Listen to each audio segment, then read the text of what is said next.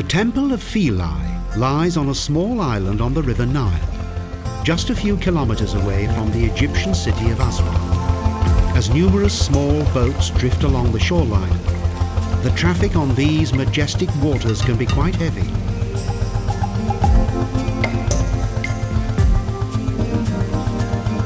The construction of the Aswan Dam meant that the holy island of Philae was under threat from the waters of the Nile.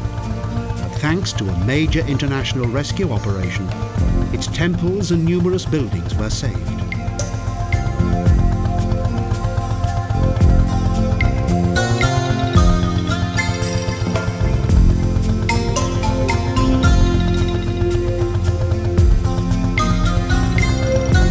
As a result of the expanding Nasser Lake, the island eventually became submerged. The monuments were given a new home on a different island, one located on a higher ground than that of Philae.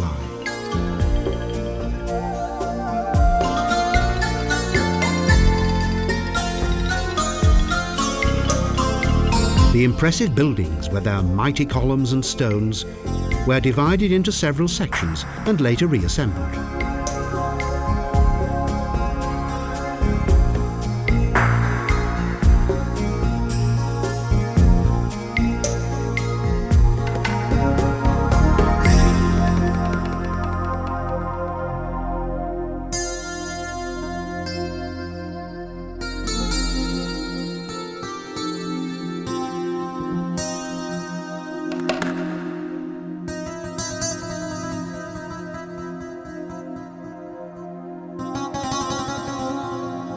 The great Isis Temple of Philae is acknowledged as one of the most well-preserved Egyptian holy places, dating from Ptolemaic times. Some of its foundations are believed to derive from far older religious buildings.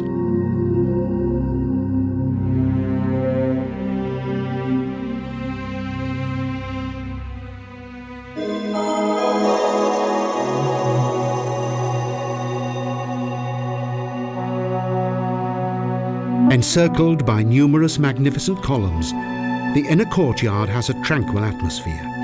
Here, the visitor may experience various unique perspectives and fascinating insights into the temple's architecture and history.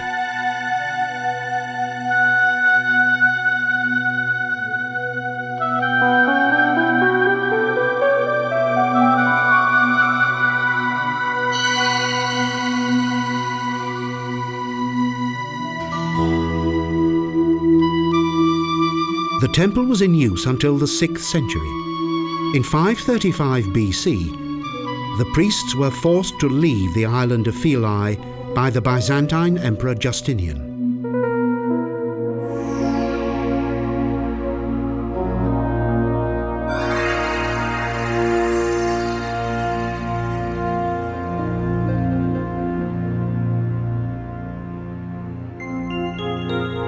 The largest temple is dedicated to the main goddess Isis.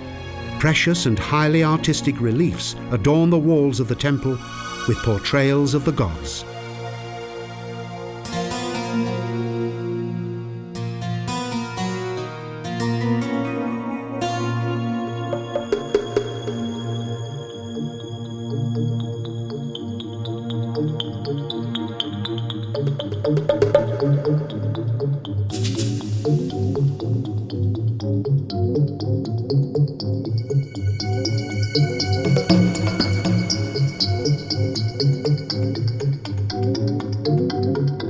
Over the years, Isis, also known as the patron of the king's crown, became the most popular goddess in ancient Egypt.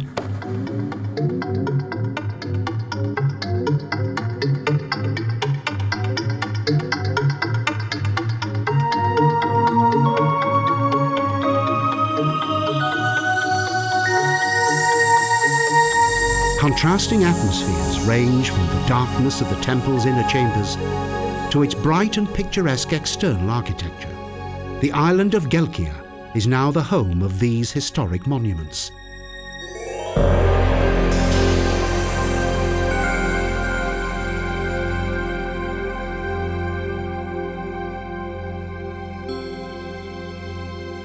Next to the smaller Hathor Temple, 14 magnificent columns and capitals rise majestically into the sky. They belong to the unfinished Roman Trajan Kiosk that was built during the 2nd century.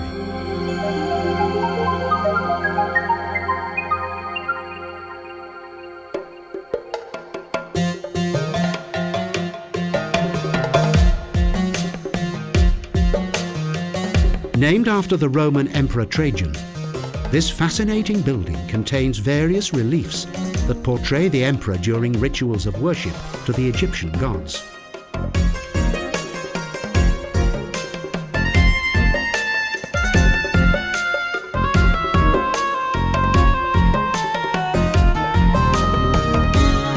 The island of Philae once contained rich vegetation and palm trees.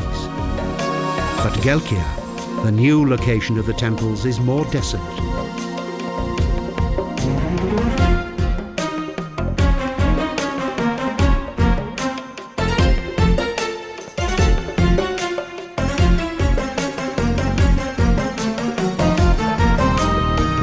In preparation for their journey to Gelkia, the ancient buildings were cut into 40,000 numbered stone blocks.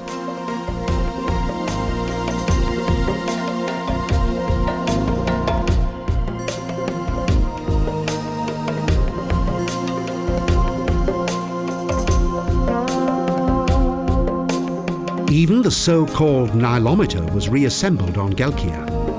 The Nilometer was the official measurement system for Egyptian taxes. Thus, the level of taxes was closely associated with the water level of the Nile.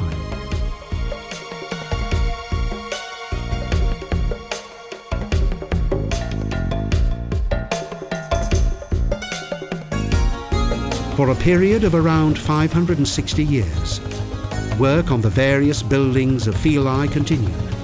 After completion of the Aswan Dam in 1902, the former island of Philae lay submerged for almost 9 months of the year.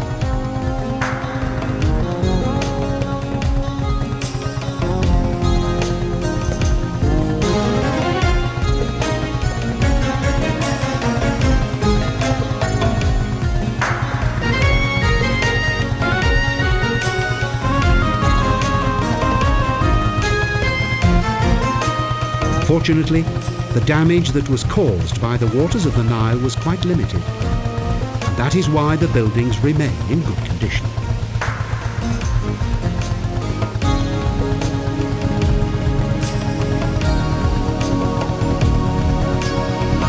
In ancient times, when modern technology did not exist, and the building of dams was therefore restricted, Egyptian life was dominated by the River Nile and its water levels.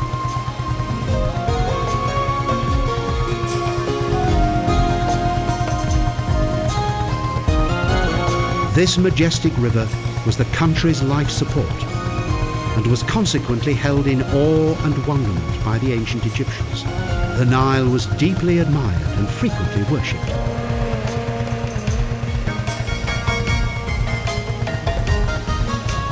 The waters of this life-giving river were the foundation for the development of this world-famous ancient culture that eventually also built the magnificent temples of Philae.